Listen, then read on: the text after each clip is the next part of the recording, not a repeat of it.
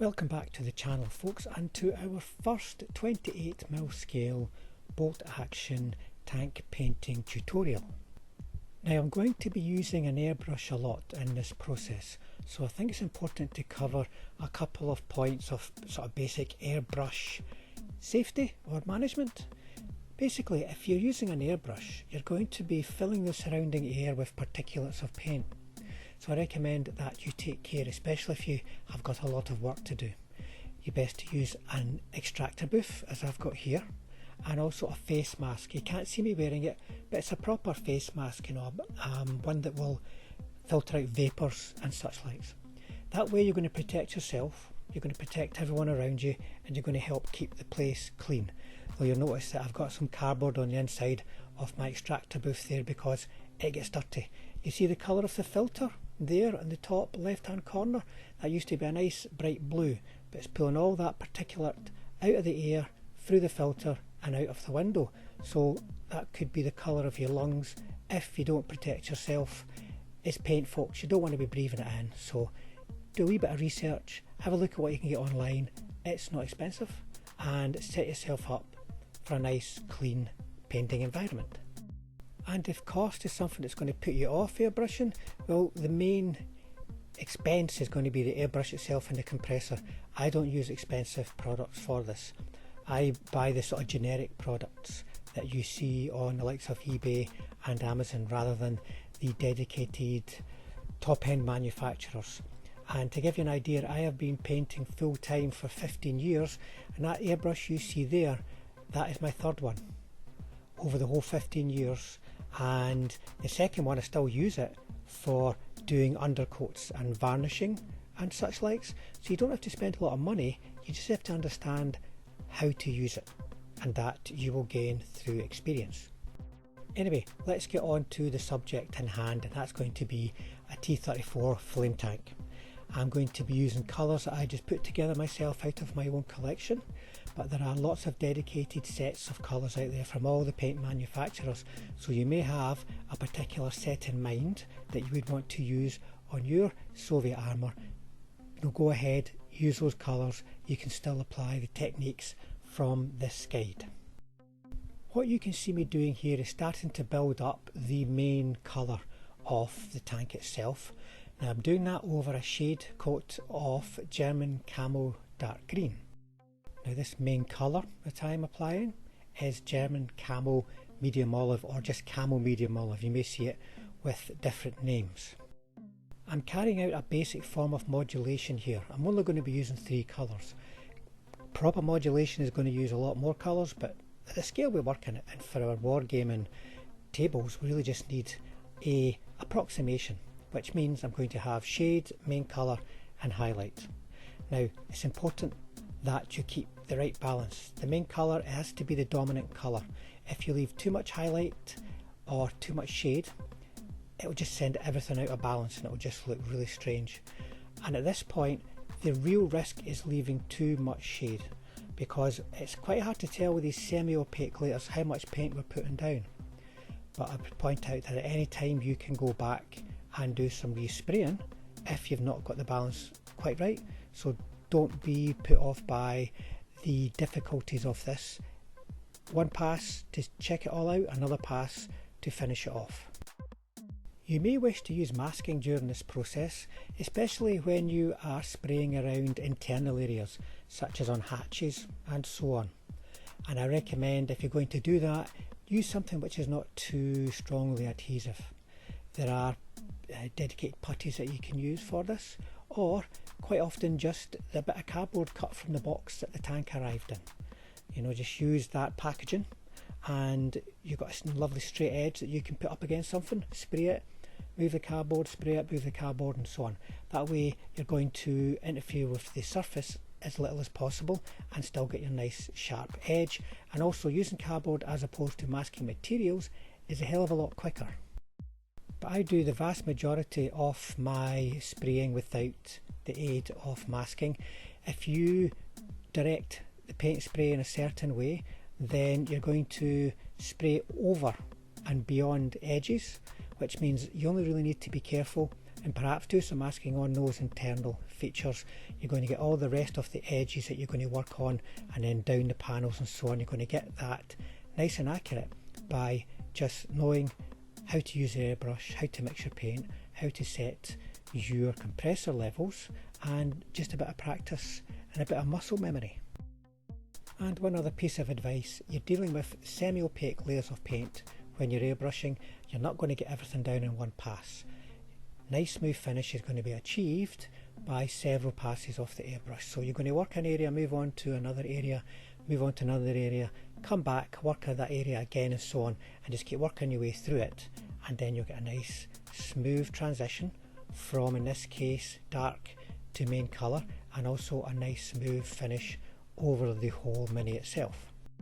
And here it is after the main coats have been sprayed, with little bits of shade left in to help create the depth and shape we need. And I also recommend that where you can, you paint the tracks separate from the kit. That allows you to work into all those horrible tight areas that would otherwise be hard to reach, and mix your paint in a separate bottle, because not only does it mean you get a better mix that way, you can also keep some spare if you need to go back and do some corrections. Now we're on to the highlight, and now we do need to be very careful about overspray. We want a nice controlled lightened edge. That's what we're after, whether it be an internal feature or an external edge, and this has to be in balance. This is also the point at which we'll find out if we have left too much shade, because once we put that light colour on, if there's a lot of shade, it will really contrast, and we don't want that. We want a smooth transition between dark through main colour to light. If you imagine, it's almost going to be 10% dark, 80% main colour, and 10% light or highlight. I'm using green grey for this. It is possible to also just lighten your base colour, the camel olive green in this case. You could add some of the green grey to it, or perhaps add another colour, maybe a yellow to it, that can lighten it. But in this case I'm going for green grey. Green grey will give me a sufficient level of contrast, a sufficient level of highlight, and also a bit of a dusty look to things, but it lightens things without brightening them, meaning we're not going to get a glowing edge, so to speak. We're not going to get a brighter green, we're just going to get a lighter green.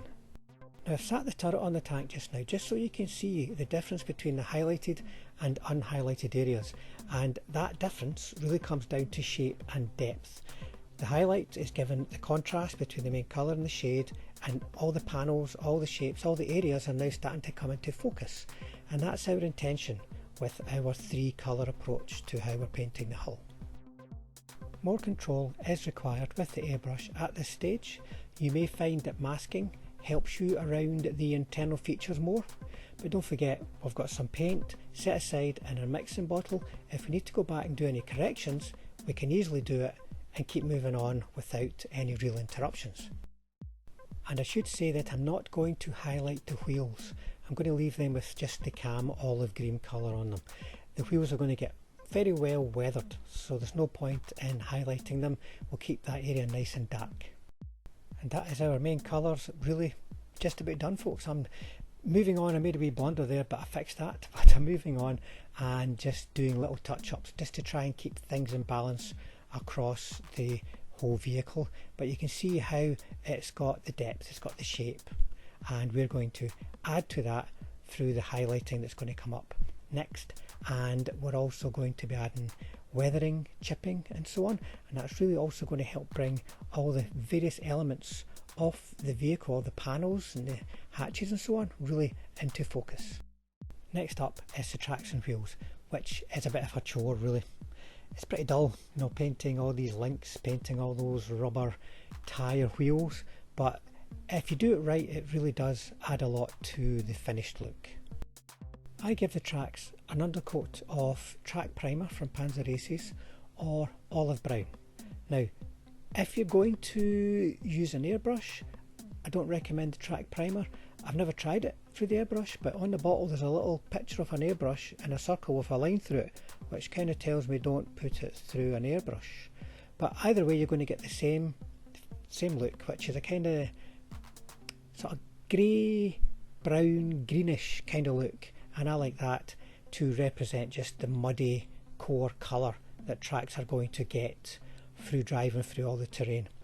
And then it's a very simple dry brush with metallic paint over the more complicated, typically the outer areas where all the details of the tracks are, and then painting into the internal areas of the tracks, quite often where there are flat featureless links of track, paint straight into there with your metallic colour. And you can see how much easier it is to paint the tracks when they are separate from the main kit. I'll be gluing them on for the rest of the process, but at this point you can get into all the upper track areas in and around the track itself without having to handle the rest of the tank. And that's also important at this stage because the tracks are covered in dry brush metallic paint, which lifts off very easy. It's very easy just to touch it and then touch another bit of the vehicle, and then it's got a bit of a metallic sheen to it. So this way we've got nice control. For the rubber tyres, I'm using dark rubber. You can use black, but I find it's just a bit too strong in contrasting a colour. It's hard to get any real depth to it. Now, grey against green does stand out a little weakly, you know, it's not like a strong contrast. You could use light rubber if you want to get a bit more of a contrast between the tyre rims and the tyres, or the wheels rather, themselves. So these tracks will get attached to the hull, glued in place, scrape away any paint that is oversprayed, and then I will put a coat, a very light coat of gloss varnish over the whole kit. That way I will give it a degree of protection, but also prepare it for the next stage, the very important stage of washing and highlighting. So we're ready for the pin wash, and I'm going to be using an acrylic product here from MIG Ammo. This is a dark brown wash. They have lots of different colours that you can use in this range, and I do recommend it, especially for pin washing. Now I'm using my palette here, going to tip out some of the wash into it, and then I add a bit of water to another one of those little pots there. I find you get a much better degree of control if you don't use it straight out of the bottle, like a lot of paints, but especially important when you're applying this wash because you want to take advantage of capillary action on the gloss varnish surface so that the wash itself just flows along nicely, and that is all about consistency. And in this case also, this particular type of acrylic wash carries out that capillary action perfectly. Here you can see me adding the raw wash to the water there, and also you can see how using very small amounts, that amount of wash there will go a very long way. And I'm just going to keep adding it till I've got the right consistency. I'm going to use a thin brush, typically a liner type brush, that will allow me to get into all of the little nooks and crannies and around all of the raised features in a very controlled and thin point, because the paint's going to flow nicely off a thin point and into very tight lines. So as I get started, why do a pin wash? Well, it allows you to keep the surface of the vehicle clean, but also importantly to get the colour finish that you're after, because if you wash the entire surface you're going to change the colour that you have applied, especially if you have previously carried out modulation, you know, the highlighting and the shading and everything. It's all going to change dramatically. So a pin wash will allow you to keep brightness, keep sharpness, because with the wash applied in these very particular areas, then the highlights, as you'll see applied very tightly to those washes, it's really going to help accentuate the shape of the kit. It's really going to start to pop. You do not need a lot of this wash on your brush. If you need to, keep topping it up rather than overload it. If you overload it, it's going to spread across the surface. We want it to just tie itself to all the various features, and with a little bit of practice you'll get that amount of paint on your brush figured out very quickly. Now, enamel washes and this particular type of acrylic wash will be workable for some time after you've applied it, so you can clean up as you go. Some people like to apply the wash all over and then clean it up. I prefer to clean up any problems, any little spills, any little areas of inaccuracy straight away. I don't wait. Take the brush, clean it, and then draw the wash either off the figure altogether, but more often than not just back into or around the feature I was washing at the time. That's the quickest way of doing it. And if you clean up straight away, once again, that will add to the tight finish and the bright finish that we're after. Hopefully you can see here how easy it is to apply this. You can see me putting the shade right the way down the joint of the fender and the side of the hull there, and this paint does a lot of the work for you, as would an enamel paint. It just flows along that line, capillary action, helping out the gloss surface, allowing the paint to just shrink in to or around the feature that we're shading. And if you've never tried this approach before and wondering how long it takes to do it, well, it took me half an hour to pin wash this T34. Now, I've obviously got a lot of experience and practice using pin washes.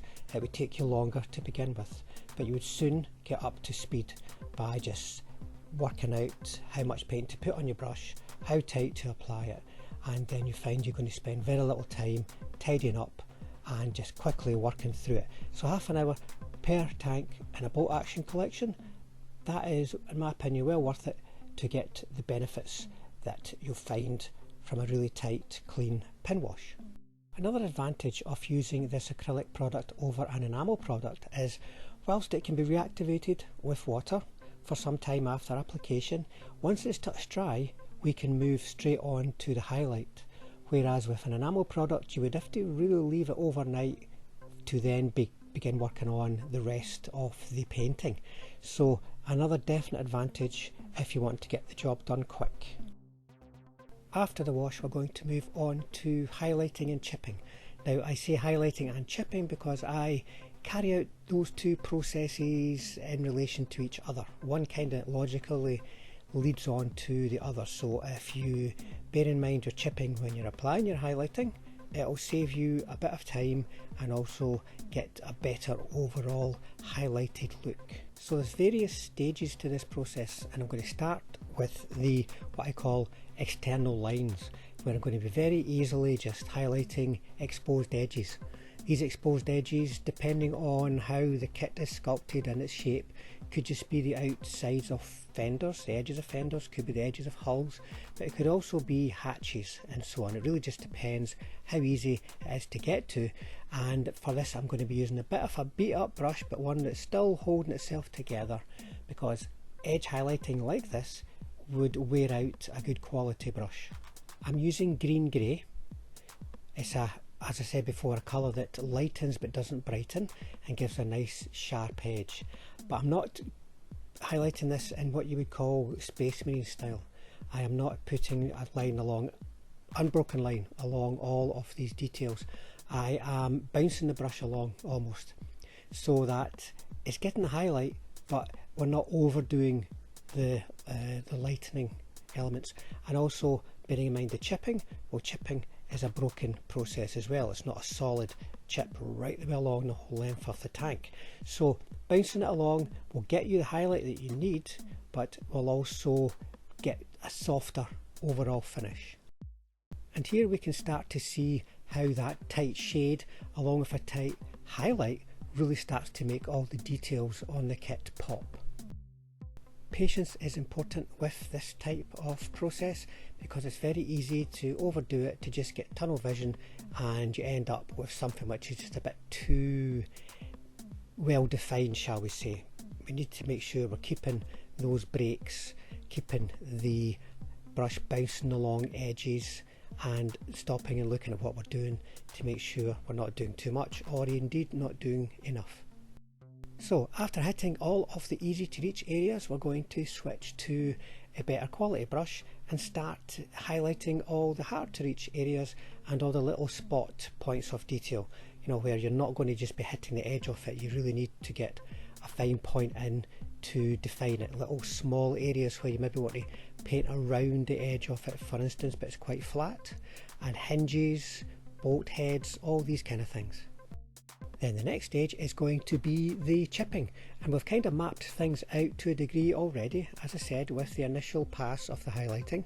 And I'm going to be using a combination of brushes. You can see here I'm going back to my slightly worn brush, but it's still got a degree of control, and I'm starting to put larger areas of chipping into corners of fenders and boxes and hatches and all these kind of things, you know, the weaker metal that would perhaps flake a little more if they were dinged. Now, it's important here, very important, that you don't go over the top. You can easily end up with something that looks as though it should be in a scrapyard rather than in a battle, so be very careful. Practice will tell you if you're overdoing it, and if you do completely overdo it, well, maybe you just have to live with it, tone it down, maybe with some of the subsequent weathering. And next, still using green grey by the way, we're going on to a fine brush and we're going to paint fine scratches. This process really helps at scale, just to break up the surface without overdoing it, and it really helps also bring the whole thing into focus. If you've got large panels across a tank, you know, they can be pretty dull and featureless. If you put some chipping on it, then all of a sudden the modulation that you've applied starts to come into focus, the shape of the panels start to come into focus, hatches start to pop out off the surface a bit more, and in general terms the whole thing comes together and takes on the shape that we want to see on the tabletop. But once again folks, don't overdo it. Very easy to just get into a groove here and then once again, as I said before, end up with something that looks as though it should be on a scrapyard. And then for the final stage of the chipping and highlighting, I'm going to take some German Camel Black Brown, or you could use some dark rust, and I'm going to paint into the centre of most of these chips and scratches that we've painted on. So it takes a very fine brush. Your paint has to flow nicely off the brush but not spread across the surface, because these lines are so fine that if it spreads across the surface we're going to ruin the effect. And the effect that we're after is the lighter chipping colour represents the exposed surface of paint, you know, like under the top surface, so to speak. So it's a bit brighter than the weathered down top surface, and then that's the green grey. And then the German Camel Black Brown represents the exposed metal that has weathered down and rusted down. So there is a lot of control needed here, but it's also the quickest part of the chipping and highlighting stage, because it takes very little time to do it. There's very little areas that will need to be covered, so it's a quick dash dash line dash dash dash. You know exactly where you're going because it's already been mapped out previously. In terms of the time it took, it was 45 minutes to highlight and chip this T34. So with the washing, that's like an hour and 15 minutes per tank to get this kind of result. You can decide yourself if that's something you want to try, but I think in terms of, you know, the number of tanks that you're going to be doing in your bolt action force, you may find it's well worth the effort to get a nice result. So that's the core of the painting done. We've got our main colours on, we've got our shading, we've got our highlighting, we've got our chipping. We have other things that we need to do. We've got stowage, we've got decals, we've got weathering.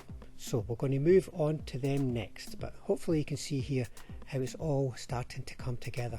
And reviewing it like this is a good opportunity to think, oh, maybe I need to put a bit more in here, a bit more there, a tidy up over here, before we move on to the next stages. Now there are some features and some stowage on this. Some of it comes with the kit, some of it I've added.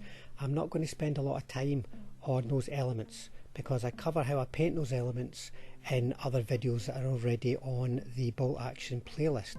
But I'll talk about the metallic areas, the tow cables and the spare track.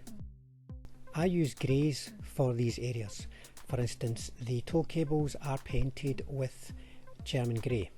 The ends of the tow cables, you know, the eyes, I've used Luftwaffe uniform, and for the spare track I have used dark grey. So it's a mixture of different greys to get slightly different looks from all these areas.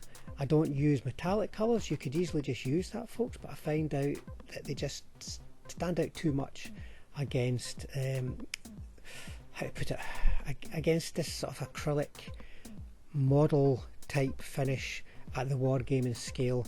They're just a bit too bold, and the greys give a softer look but still explains what we're seeing as being metal.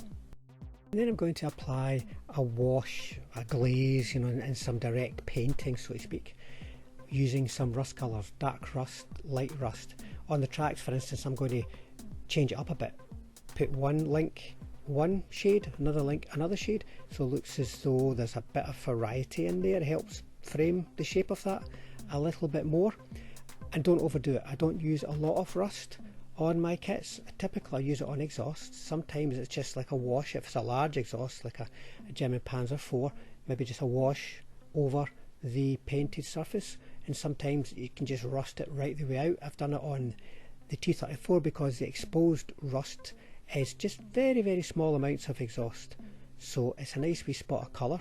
Once again, that helps to frame the shape of the tank, but we're not creating something that once again looks like it's come out of a scrapyard. Next stage is some streaks. So I'm going back to my acrylic wash here. I'm going to be using the dark brown and also using some ochre just for a bit of variety. Once again, there are enamel products that will allow you to do this too. Here I'm using the wash straight out of the bottle, and I am plating little dots off it where there's going to be runoff, like engine cowlings, mounting points and so on, and then I'm using a brush to draw that down and soften the line. It's something that can be very easily overdone. It's possible to get something that looks like a zebra. So just think about certain points that you can accentuate the final look with a few streaks, and once again this will help bring all the panels into focus and soften down the look at the same time. Now this isn't going to be the final stage of weathering, so don't think at the moment it looks understated. This is just to kind of set the scene for the next stage and to get some important and critical areas that would be streaky nice and well defined in advance of the final weathering stage.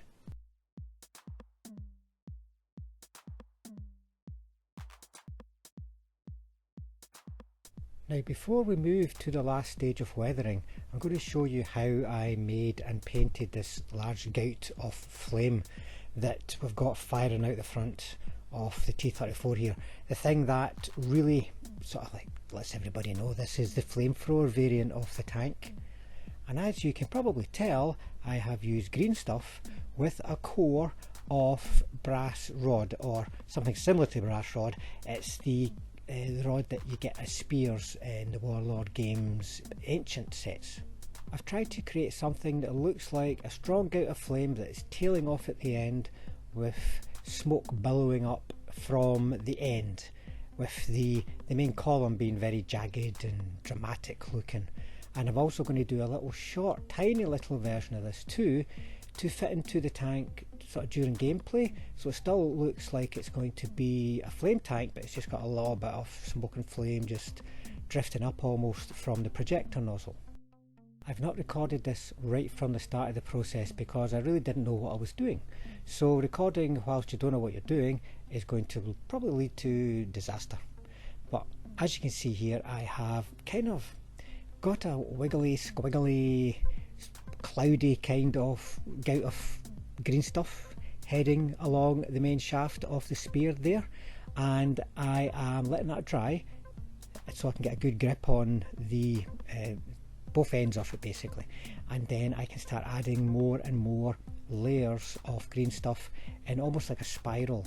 That's the kind of approach I took, almost like a spiral around that flattened oval shape.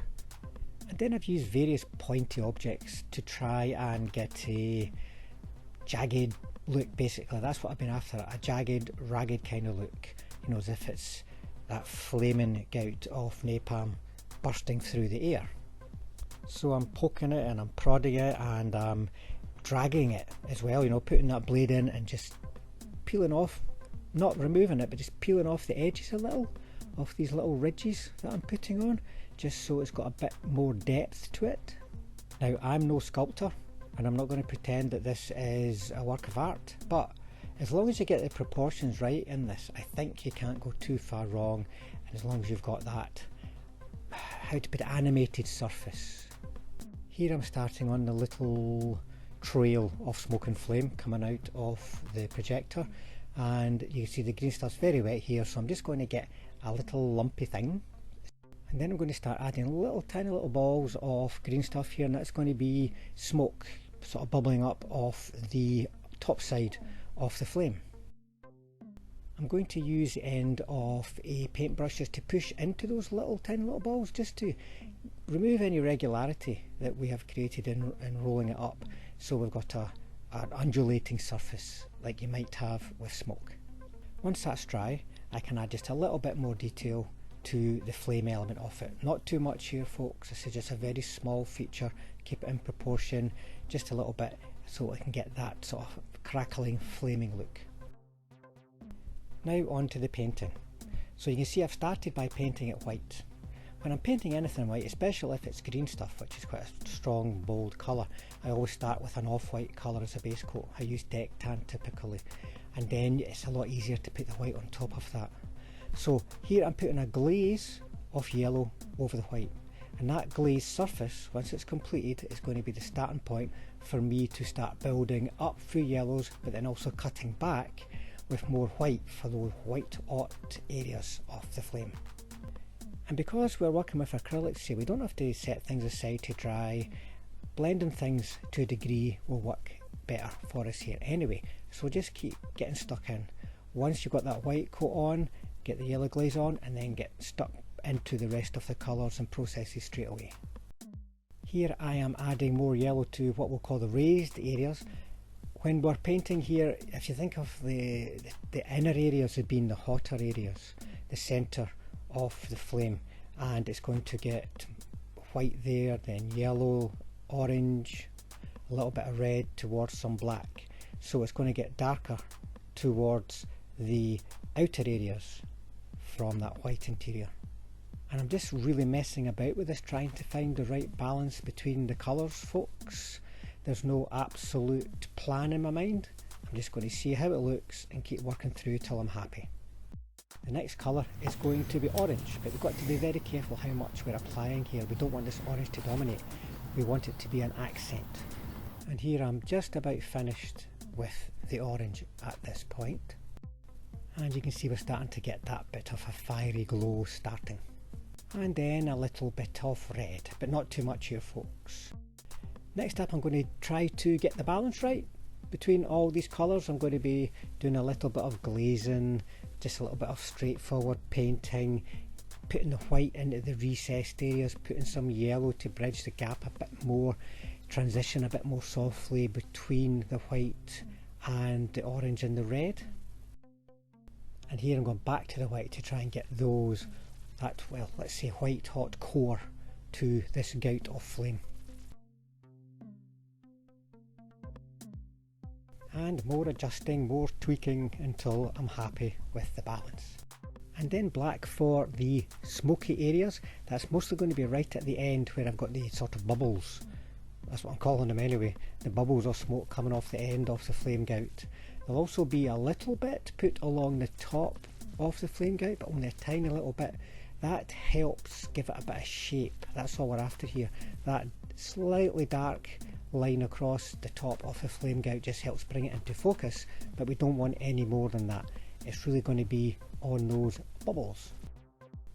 Then to soften down that black area, because it is quite a stark lump of colour on the end of the flame gout, I'm going to apply a wash of red. A nice simple little wash, not overdoing it. We still want things to look nice and black, but that sort of red core to it, so to speak, you know, like the flame in the brighter areas are always at the core of what we're painting. It'll just help give it a bit more shape. And I'm going to call it done at that point, folks. You could probably go down a rabbit hole here and keep changing and adding more and more and more, but this should do it. This is as good as I think I'm going to get it. Let's go back to the weathering of the tank itself. I'm using a different kind of product I've not used before, but it's one that I've been quite excited about trying out. As I said before, I like to use water-based products rather than thinner-based products, and this is a weathering product that is not only water-based, but it reactivates, and it does actually reactivate for quite a long time after it's been applied, though it's not got complete 100% control in that time. You know, you have to get it just about right first time and then work it and then leave it and it'll settle. If you go back to it after it's settled, well, you can still work it to a degree, but only to a degree. So what am I talking about? Well, here we go folks, I will try and pronounce it, but bear in mind I am Scottish. It's a gouache or a gouache or a gouache, I suppose, depending on how you might want to say it. But it's a paint type that's been out there in the painting world for a long time, and it's starting to make its way into the weathering world for scale modelling. Now I'm using this to create streaking in the same way as I did with the acrylic washes that you've seen earlier, but it's also very good for working flat surfaces and also good for heavier areas of weathering that the wash isn't quite so good for, because the wash is quite runny. With the gouache you've got a great deal of control about how much you put on. For instance, you can build up layers of dust on flat areas with this paint. A certain amount of light colour dust on a dark vehicle or dark dust on a light vehicle adds extra contrast, extra depth and extra definition to the finished look. And you can see here I am sort of spreading it around corners and around recessed areas and such like there around the top of the hull, and then I'm going to start knocking it back with a clean brush and softening the edges and feathering the dust, and then also just pushing that excess gouache paint into the recessed areas so it's showing a deeper build-up of dust there. I'm keeping going back a little bit at a time, gradually adding more and more until I have got the look that I'm after. Rather than adding a lot and try to take away, it's much better to add it up to the point where you're happy with. I'm also going to be applying some of this to the turret, mainly around the raised features, especially like the hinges on the turret hatches, but around the openings for the hatches too, just a little bit. That contrast with the light against the darker interior works very well. And then also the gun mantlet itself, it's got that plate that sits on top of the mantlet, for instance, that can get some streaking on it, and then some dust applied into the recesses around the various shapes and features of the mantlet itself. I'm not going to do as much on the turret as I did on the hull, because I want the hull to look dustier than the turret as it's closer to all the running gear and the turret's sitting up a little bit away from all that mess. Just as I did with the acrylic wash, I'm going to do some hull streaking too. I'm going to keep it in balance. We don't want too much, once again, don't want too stripy, but a nice bit of rain runoff and dust running down the hull really helps draw the eye and accentuates the depth of the modulation that we've already sprayed on. I'm going to pay particular attention to the fenders, and as we did with the flat surfaces of the hull, we can build up layers of dust there till we get just the right look. Where I need to, I can go in with the dark wash again, get the balance right. It may be that I have hidden or removed some of that dark wash with the gouache as it's been placed on, but it's a living, breathing project folks. We can just keep adding or taking away as we go, because we're using these reactivatable paints. I should say that I am still working over the gloss coat here. I've not yet put the matte coat on. The matte coat would be able to seal the initial wash if that was a concern, but you may find that the gouache is a little bit harder to work on a matte surface, and I wanted complete control over it just now whilst I at least come to grips with how it works and how I am going to use it myself. But once the gouache is touch dry, I will be giving it a coat of matte varnish as a final stage basically for the whole project, just to dull down that gloss coat. Now it's important, by the way, when you apply any varnishes at any stage, to remember that it is a filter, a varnish. It will change the look a little bit because the light's going to pass through it in a way that's different from what you see before the varnish is applied, so you only use minimum amounts to get the job done. Don't keep slapping it on, minimum amounts, best applied through an airbrush. And then finally we can get on to the tracks. Now I started with a wash of dark earth pigment, applied it all over the lower hull. Be very careful you're not making a really thick wash here. We just want water with a little bit of pigment. When the water evaporates, that pigment, if it's spread nice and evenly, will give a nice even dark earthy layer to all the lower hull and the wheels and the tyres, and just dull things down nicely. So we've got an earthy base colour for the next stage, and then I'm going to be using my acrylic wash once again, in this case the ochre colour. It's probably going to take a couple of passes with this ochre wash to get the right levels across all of the wheels. They don't all have to match each other, they don't have to be precise. Now, weathering is not necessarily a precise process, it just has to make sense across the entire image of the tank, so to speak. So you could have some wheels that are more washed and therefore more dirty looking than others, as long as they're all in the same sort of general ballpark. But I apply the wash, I'm putting it on quite heavy here, and then I'm going to take a clean brush with some water on it and start spreading that wash around. I'm not worried about getting very deep into the recesses, they're already nice and dark because of the initial dark pigment wash that we applied.